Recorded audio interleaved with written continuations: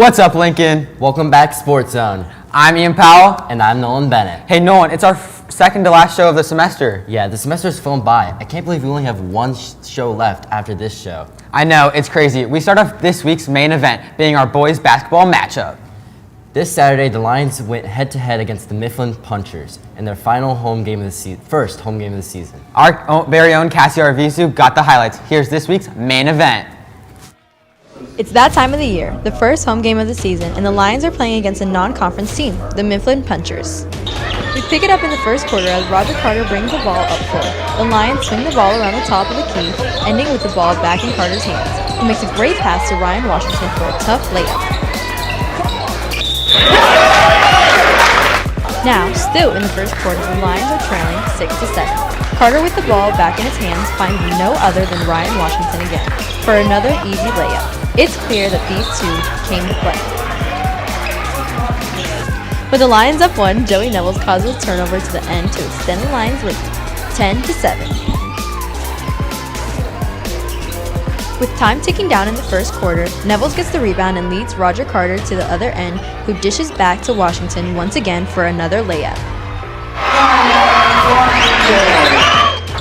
Now in the second, it's the Lions' Derek Whitfield causing the turnover and dishing it to Nals Turner for a layup, extending the lead to 7. The Lions get into the paint again with a hard drive from Washington, who can't finish the layup. Fortunately, Johnny Jenkins is there for the putback. Lions up 18-13. Still in the second quarter, Lions swing the ball around, eventually finding Carter for a corner three, extending the lead 24-6.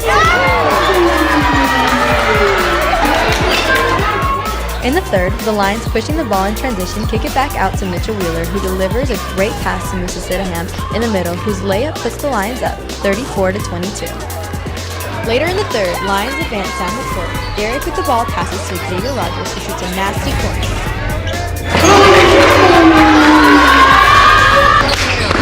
Shortly after, Musa with the ball passes it back to Xavier, who shoots a deep three, bringing the score to 41-22. Starting off the fourth quarter, Adrian Hernandez takes the pass to the hoop for the Punchers, but unfortunately, Nevels comes off with the rebound and passes it to Nick Newman, who lays it up, making the score 50-28. Later in the fourth, Washington finds Siddham running ahead and gets the and one. The Lions close out the game and get to the 68-33 victory. We caught up with Derek Whitfield and Musa Siddham after the game. First half, we really didn't play our best basketball. First home game, nervous. Got the nerves out. Second half, we drove the ball pretty well. Started finishing a little more into the free throw line. We started off real slow today. Just like yesterday, we tend to play down to our competition, and we need to stop doing that because these next 4 games are probably a tough stretch. But we always play to our best ability to the team. But we didn't play 2 good teams. But we got prep for New Albany this week. It's gonna be a tough one. Now that's just the boys. The girls played Bishop Watterson Tuesday night, and after a tough game last weekend, they showed great strength to bounce back on Tuesday. With a strong performance from Kaylee Jackson, TJ Tilford and Ian Powell went out and got all the highlights. Lions-Eagles, an Ohio High School girls matchup on a cold December night. We pick it up in the first quarter, where freshman Mackenzie Baines dishes it down low to sophomore Kaylee Jackson, where she connects on the and one. Baines with the ball again. This time she finds her own shot and banks in the triple to extend the Lions' lead to 9-3. Now onto the second, where it's Baines again, this time from the right elbow, hitting another 3. Still in the second quarter, and the Lions' defense swarms to get the steal. Jackson runs the court to get the easy layup and forces Watterson to call a timeout. Lions up 18-13. Eagles trying to go into halftime with momentum. But the shot is no good, and we go into half with the Lions leading 18-16. Fresh out of halftime, Baines finds senior Casey Washington on the cut for the easy layup. Baines, who's been feeling it all night, gets past her defender and gets the easy 2.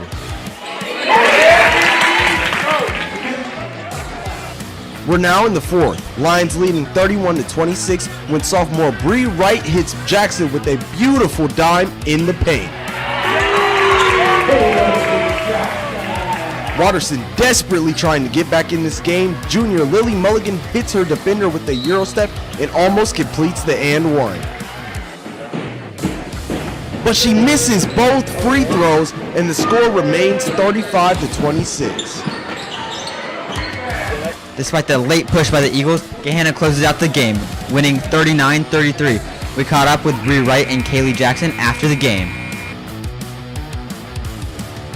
We did well of keeping them under pressure and making sure we didn't let them shoot, especially since they had a lot of shooters and they had a lot of seniors, so they know how to understand the game. After a rough loss this weekend, getting this win really was a confidence booster, and we have a lot of tough games ahead, but I really think it's going to be a winning season. Our speed and offense, getting as many points as we can in like the first 3 minutes, because that could up our lead, and just keeping our lead. I think staying focused on defense. We kind of started lacking at the end, but just not getting down on ourselves and staying up to each other. On Thursday, our girls wrestlers took on multiple opponents, including Fairbanks, Olentangy Orange, Bishop Watterson, and Whetstone. And let's just say our Lady Lions did nothing short of dominate. With multiple pins and thrilling late in the match takedowns, our girls wrestling team put on a show.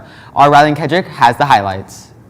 The Gahanna Lions girls wrestling team enters the danger zone, facing off against not one, but 4 other opponents, including Fairbanks High School, Olentangy Orange High School, Bishop Watterson, and Whetstone. When it's the Lions' chance to take the mat for the first time, sophomore Karina Kelly comes out hot, pouncing on her opponent and constantly keeping herself moving to take control early on. And that she did, as within the first period, Kelly gets her opponent on her backside and drives her to the ground for a Lions pin. The Lions start off 1-0 with a hot start, led by Karina Kelly.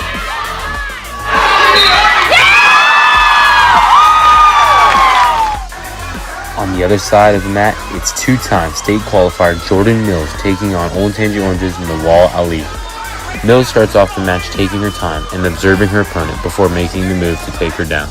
From there, it was just a matter of time, and later in the second period, Mills would get her opponent down on the mat and keep her there, getting a second pin of the night for the Lions.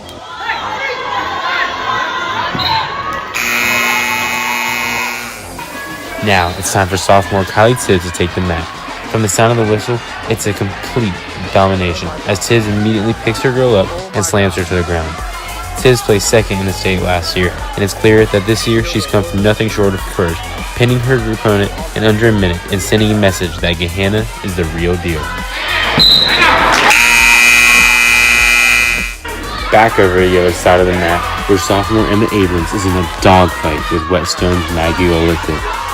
The two go back and back, constantly escaping pins and taking each other down.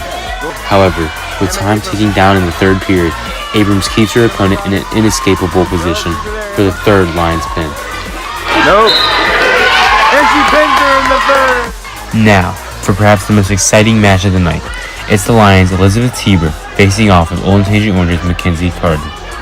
As the match goes to overtime, a takedown means a loss for Elizabeth, so she stands strong and flips the switch onto her opponent for a Lions overtime victory. The Lions girls wrestling team is also an extremely hot start, and their performance in this meet showed just that. With domination from many important faces as well as rising stars, the Lions girls wrestling team is definitely a threat to look out for.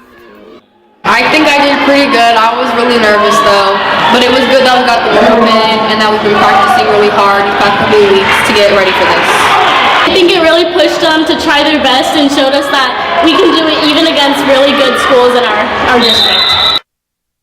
Thanks, Rylan. But let's not forget the boys. They're starting their season off right as they placed second overall last Sunday at the Lakewood Classic.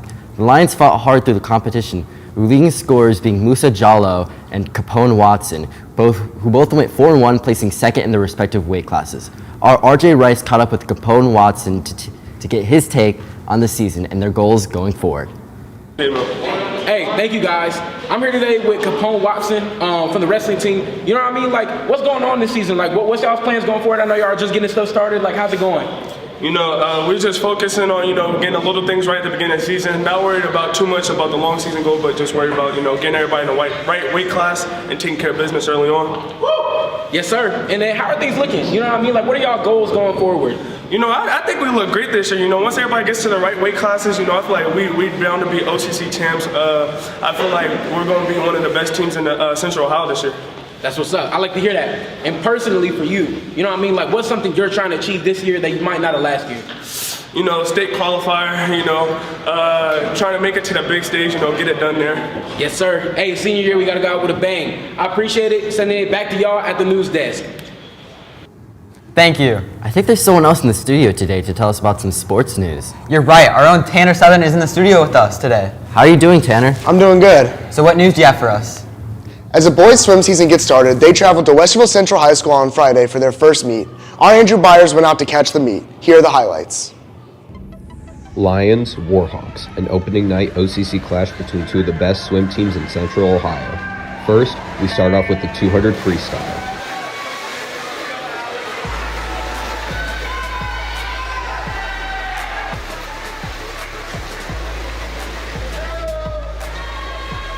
And as they come down to the finish line, freshman Bradley Cook comes in first with a time of 2:05.89. Ben Donahue comes in second, Eaton third, and Gahanna now leads 16-5.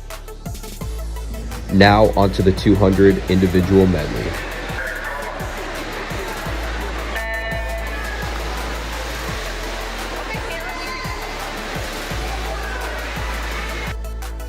Cole Farbizo ends up coming in first with a time of 2:13.24. Fourth is Caleb Bradshaw with a time of 2:43.08. He finished with 4 points on the night. Up next, the 50 freestyle.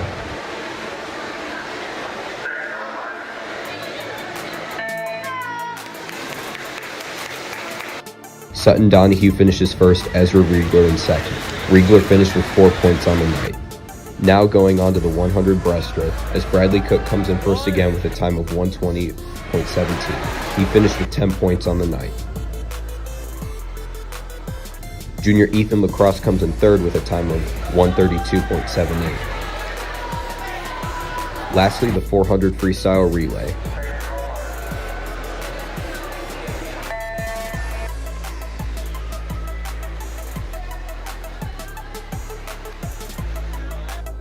And Bradley Cook finishes the relay with a 4:08.32.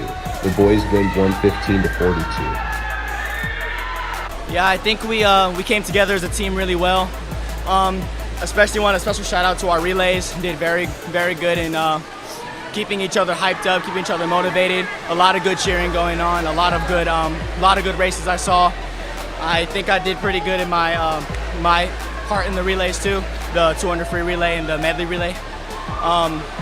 I feel good about today's win. I think that there are more wins in the future, and yeah, go Lions. Yes, today was a lot of fun. I had some good times in my 50 breast and my 100 breast, and just some good races. And my 500 freestyle, it wasn't the time I was hoping for, but I felt like it was still a good first effort for my first time this season. It was a lot of fun getting back to competition pool after a long time off, and it was fun being with the team again. And yeah, great start to what will be a great season. The boys' swim team also went to Ohio State on Saturday for the Ned Reeb Invitational. They placed 21st overall out of 30 teams. The best performance of the night was the 400 freestyle relay, consisting of Sutton Donahue, Iggy Bond, Ezra Riegler, and Toby Treese. They got a time of 3:32.30. Cole Farbizo also finished with a 56.20 in the 100 butterfly at prelims, and Iggy Bond got a 50.69 in the 100 freestyle. The girls' swim team also traveled to Westerville Central on Friday and came away with a 129-50 win. Leading scorers for the Lions were Samantha Braun with 12 points, Taylor Braun with 13 points, and Aubrey Brasino with 18 points. We talked with Taylor Braun to get her thoughts on the team's opening night win. All right, so it's a great way to start off our season, taking that W, and we're going into the season as defending OCC champs, so having that first meet under our belt and taking the dub is just a great way to go into this season, and our team camaraderie really came together, and just seeing everyone perform after all that long, hard work, it was just really great to see it all come together.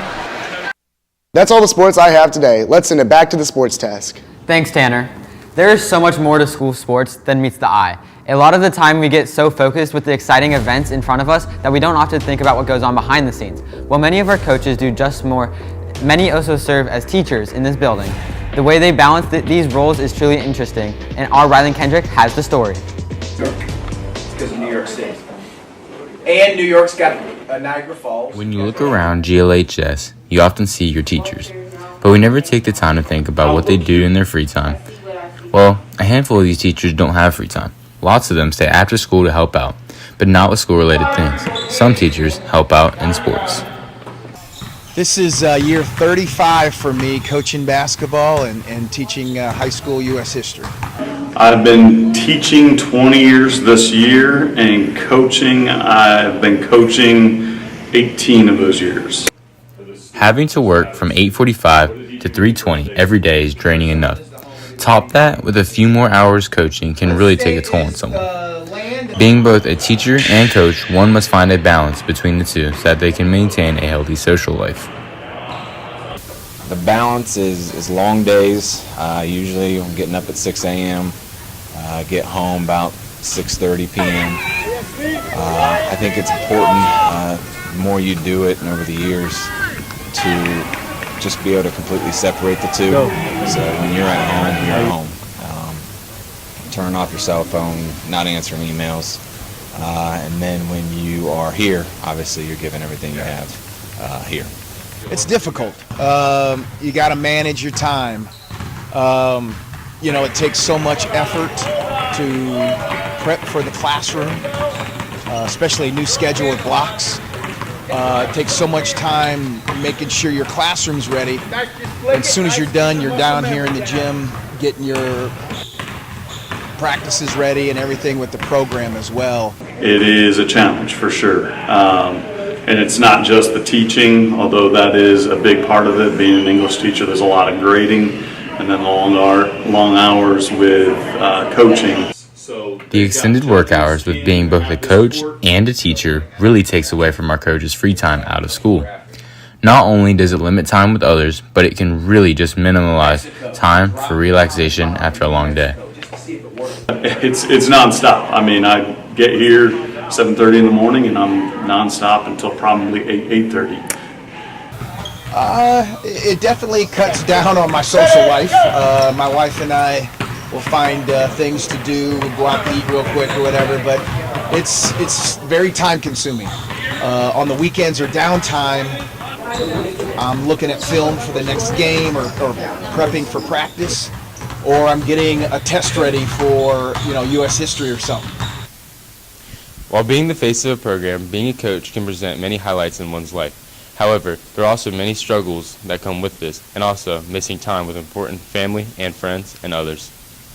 So the positives are obviously building relationships with athletes, students, getting to experience their moments, achieving their goals. And then I think the negatives a lot of times are just what you miss with your own families. I've missed birthday parties, weddings, births, family members, and so that's obviously pretty tough. I mean, one nice thing is my kids love basketball, so throughout the season they'll be here at games, they'll come for practices when I've got the kids and my wife is busy with work. But it's challenging. After practice I got to rush out and go pick them up from after school activities or get them to after school activities. These educators, who are also the face of our athletics, are truly heroes in the sense of their selfless actions and how they give back to our community and students. Without them, so many young men and women would be short of opportunities in important parts of school and extracurricular activities. We should all be appreciative of the caringness and compassion that these people express to us every day. This is Ryan Kendrick in the ZEP. Let's roll. Thanks. Our boys hockey team went downtown to play Thomas Worthington in a Friday night rivalry game. With the Lions closing in on their 7th win of the season, they needed to come out and play. Will Pizzico and Tanner Southern have the highlights. On Friday night, your Gahanna Lions hockey team traveled downtown to take on a bitter rival, the Thomas Worthington Cardinals. The Lions were on the hunt for a big, chippy win to continue their season in the right direction. The Lions came roaring out of the gate. 4 minutes into the first period, Captain Sam Heckathorn shoots, but it's stopped by the Cardinals goalie. A second effort by Ryder Osmond puts the Lions on the board early in the evening.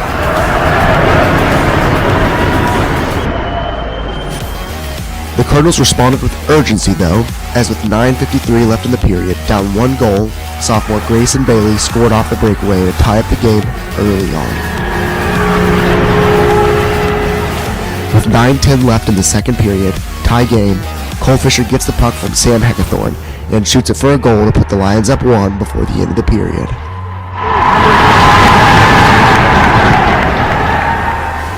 With 7 minutes left in the second period, the Cardinals were looking to get even.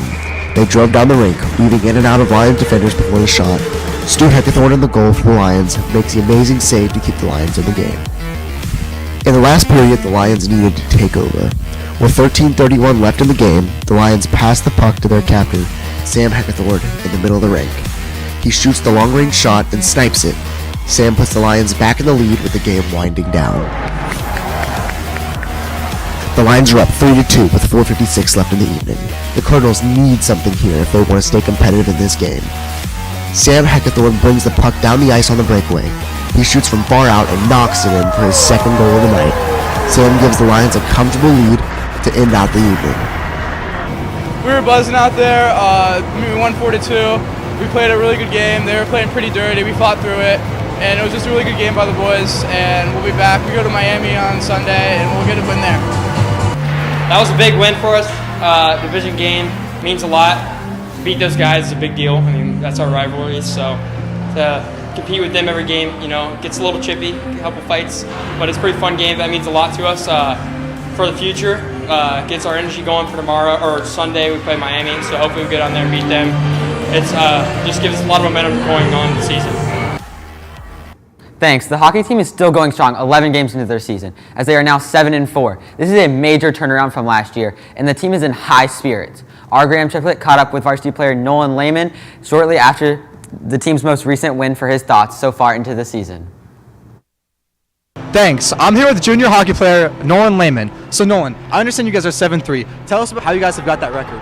I feel like overall we just battled really hard, especially with the short bench. I feel like we've been able to play as a team, coming together as a team this year has been big for us. And, just playing together as a family, really. Yeah, and then there's also been a coaching change, I understand. How has that impacted you guys? Can you tell me about that? I mean, we still have the same two coaches, but I feel like, especially with him taking the new role, I feel like he's done a really good job with it. And I feel like, we've been able to accomplish some stuff, some new things, and it's kind of just, a new change to the team. But I feel like the adaptation is, it's been going really good, and we've been rolling with it. And then what's changed from last year that made you guys improve your record so much? I think it kind of sucked that we lost 15 seniors, but I think just the heart we have as a team, and I feel like we're closer as a team, and I feel like we were able to come together and actually, play. And then what are you guys going to try and do to ensure that you guys end the season and you finish through the season on a high note? Beat every Blue Division opponent. I feel like that's a big thing, is winning our division. I know we got another tournament in Strongsville, so hopefully to win that would definitely, 2 tournament wins will definitely be a good start to the season. And honestly, just trying to win all the division games and just trying to win all games as possible. Thanks. Now sending it back to you guys at the news desk. Hey Nolan, look who else we have in the studio with us today. Oh yeah, hey Chanel. Hey guys, how's it going? Pretty good. What sports do you have for us today? Our girls bowling program is one of the strongest athletic program at Johanna Lincoln High School. On Wednesday, they had a match versus Groveport Madison. It was their 3rd match of the season. Our Nora Gartland and Josue Calendo were there and have the highlights for us. 3rd match of the season, girls Lions bowling is ready to dominate. To kick off the match, Corinne Montgomery goes in with a solid throw, making the first strike of the night. Close after, junior Lacey Hold'em also goes in for the strike but comes up short. Missing 1 pin, she goes back up, making a spare to make them in the lead.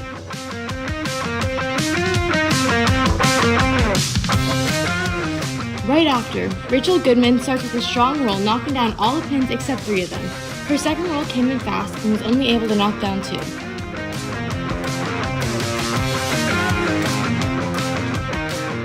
Montgomery steps up with her turn. She gets ready and knocks down 7 pins. Not her best, but she steps up ready for the spare but only knocks down 2. The Lions won the first 2 rounds and now they head into Baker's. Holden starts out the Baker match strong, knocking down 8 pins. For her second roll, she aims it perfectly, knocking down the remaining 2, making it a spare. Rachel Goodman goes up ready for the kill. She aims it, making it look like a gutter, but at the last second, it curves, making it a strike. Montgomery steps up, ready and rolls a strong round and knocks down all the pins, making back-to-back strikes for the Lions. Goldman's up next and rolls the ball, almost making it in the gutter, but it curves, knocking down 6 pins. But she comes back up, turns, and gets a spare.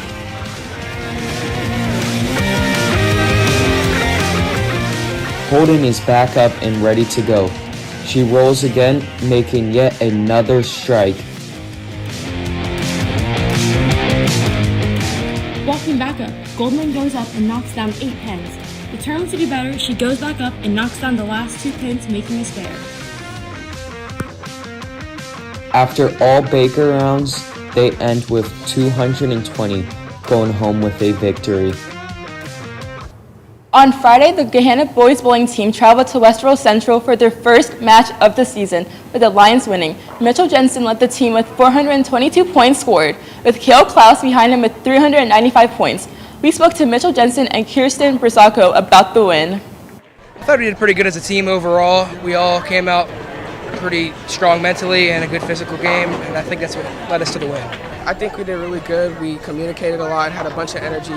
Like even at times we were goofing off and stuff, but still we had a good game and we picked each other back up whenever we had bad frames and stuff, so it was good. After the match, our very own Nolan Bennett caught up with sophomore bowler Caleb Pyatt about his first year in varsity and what it's like playing 3 sports for all 3 seasons. Thank you. I'm here with Gahanna bowler Caleb Pettit. Now we're in the arcade because you guys are coming off a big win and you guys kind of have to celebrate. But what's it been like being a first-year varsity starter in bowling? Because this is your first time ever making it onto varsity. I will say it was a little nerve-wracking, especially the first game. I was doing really good, but the nerves and I was feeling good. Just my heart was going really fast, you know. Thank you. Now, I know you not only do bowling, but I know you also play football in the fall and then you do throwing in the spring. What's it been like balancing training for all 3 of those sports as training goes like one after another, I know, for all of them? Well, one thing that they all have in common is that they all have lifting involved in them. So this season, obviously, it's lifting, and then that also corresponds with football and track, so I'm lifting for both of those sports too. So in a way, I'm kind of always doing something for every one of the sports. It just might not be the direct training for the sport that I'm in for that season. Got it. Now for a final question, where do you see the team going for this season? Definitely to states. We made it to states last year, and our team was really good. But I think we have an even better team this year. And I just see so much potential in our team. And our team is really young. We have 3 freshmen, 2 sophomores, 2 juniors, and a senior. So we're a really talented young team. Well, I'm going to send it back to myself and Ian at the sports desk. That's a look at bowling. Now sending it back to the sports desk. Thanks, Chanel. Nolan, these sports this semester have been insane. Yeah, they sure have. I can't believe we're almost over with them. Definitely. Well, Lincoln, that's all we have for today. We'll be back next week with our last show of the semester, and Go Lions! Go Lions!